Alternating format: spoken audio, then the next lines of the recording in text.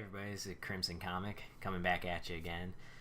This is actually the second time I'm recording this video because the first time my mic wasn't working. So I went to play back the video to do a couple quick edits and no sound. So I'm actually re-recording this video. It's a haul video. It feels like it's been a while since I've made a video, and I'm excited to put another one up and get going with this. So without further ado, let's get started. I only picked up one single issue this month, and it was DC Nation number 0. This is the Midtown Comics like exclusive one or whatever. I don't know. I think it has the same cover. It literally just has their logo. Yeah, so this is the only single I picked up. Most of you guys probably picked this up, being 25 cents. But yeah, so there's that. It's got a nice Midtown Comics ad on the back there. And then everything else I picked up was trade paperbacks and hardcovers of some different books. And so I picked up the next volume in this series that I've been really enjoying, JSA by Geoff Johns. I've been really loving this run. I say it in every video. Can't get enough. I really like the tone and what they're doing with it. So this is volume 5, Stealing Thunder. Focuses on Johnny Thunder and the kid who like took up the mantle after he wasn't able to do it anymore. I think his name's Jakeem. But yeah, so this is still good. I'm still really loving this series. Can't wait to get the 6th volume to keep going with it. But yeah, really enjoying this.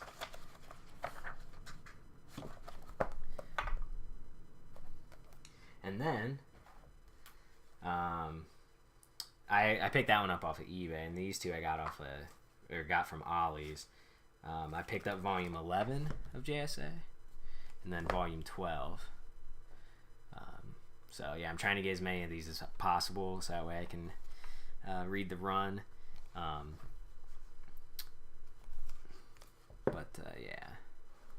so these have been really good so far. Been really enjoying them. Like I say every time I show one of these. Show your backs real quick. But yeah, so that's volume 11 and 12. Now I just need volume 6, 9, and 10. And then I'll have 1 through 12. And then next up, I pre-ordered this, and it just got released. This is Dark Days, The Road to Metal. It's got this cool foil cover. This is kind of, I guess, like the prequel to the Dark Knight's Metal story arc that DC was doing with Scott Snyder.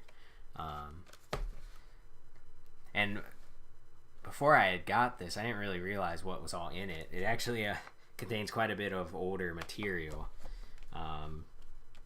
It contains Dark Days, The Forge number 1, Dark Days, The Casting number 1, and it also includes Final Crisis number 6 through 7, Batman: The Return of Bruce Wayne number 1, Batman number 38 and 39, which those are I think parts 4 and 5 of Endgame, or maybe 3 and 4. I don't know.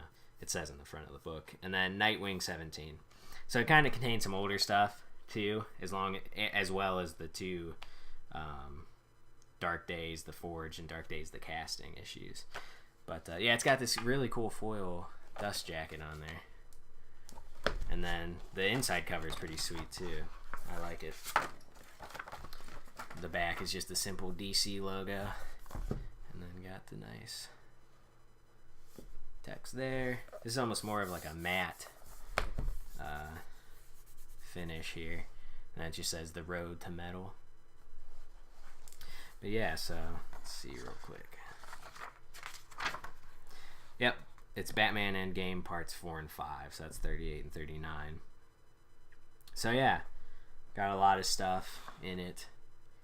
I did not expect it to have the Final Crisis stuff, but maybe for people who have already read some of this Dark Knight stuff, you'll know why. But yeah, looking forward to getting to this, and I also pre-ordered the other volumes that collect all of Dark Knight's Metal issues and all the side issues and whatnot, tie-in issues. I pre-ordered those as well because I want to be able to read the whole thing because I've heard some good stuff about it. These next books are actually a little bit different than what I normally pick up. Like most of you probably have seen, I saw Infinity War as well, and I loved it. I really, really enjoyed it. And after seeing it, I immediately thought I need to read some Thanos books, some books with him in it. And I thought, what better place to start than the Infinity Gauntlet itself? When I read this, I fell in love. I got about halfway through it, and I thought, I need to buy some more Jim Starlin books. I need to see what else he's done and get some more stuff, because I was absolutely loving this book. The writing, the art, it really blew me away.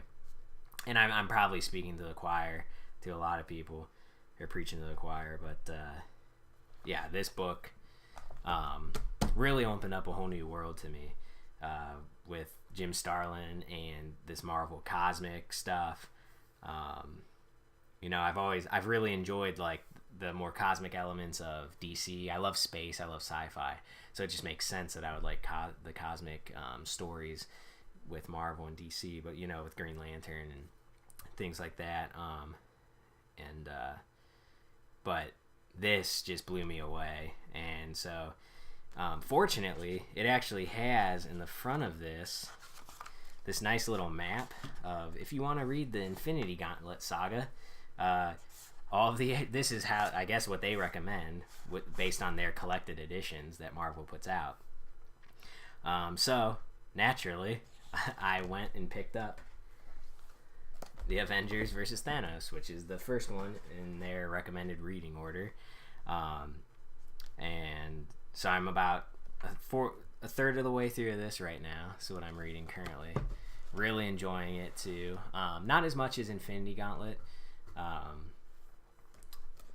That I think was just a much tighter story, being one series, whereas this kind of spans multiple titles, and it's not all written by Starlin, which you can definitely tell.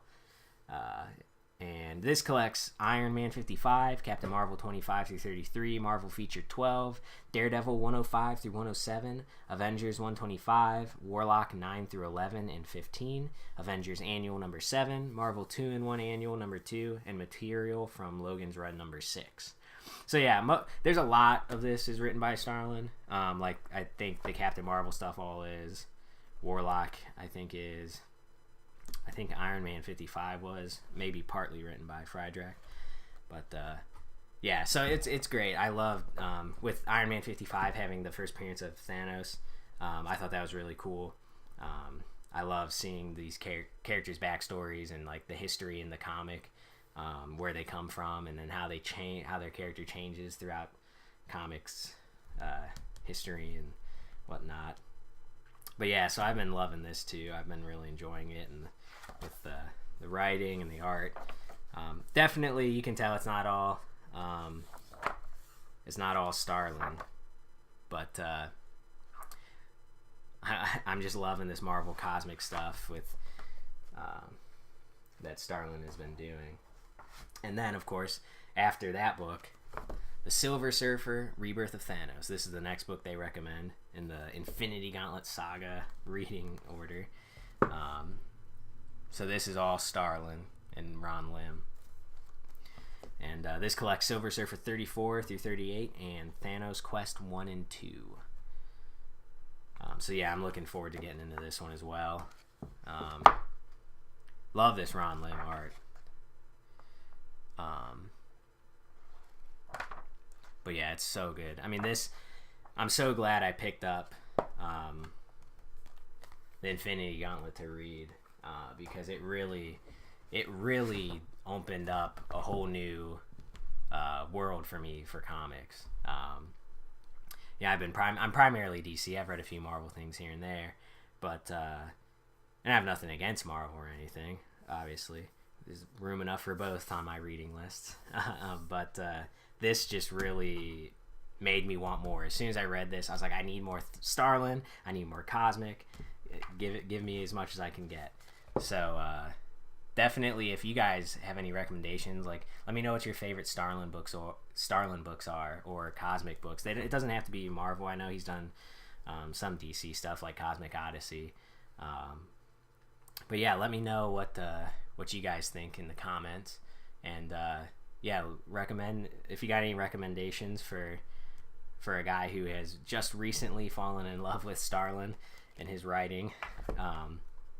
Let me know, because that would be much appreciated.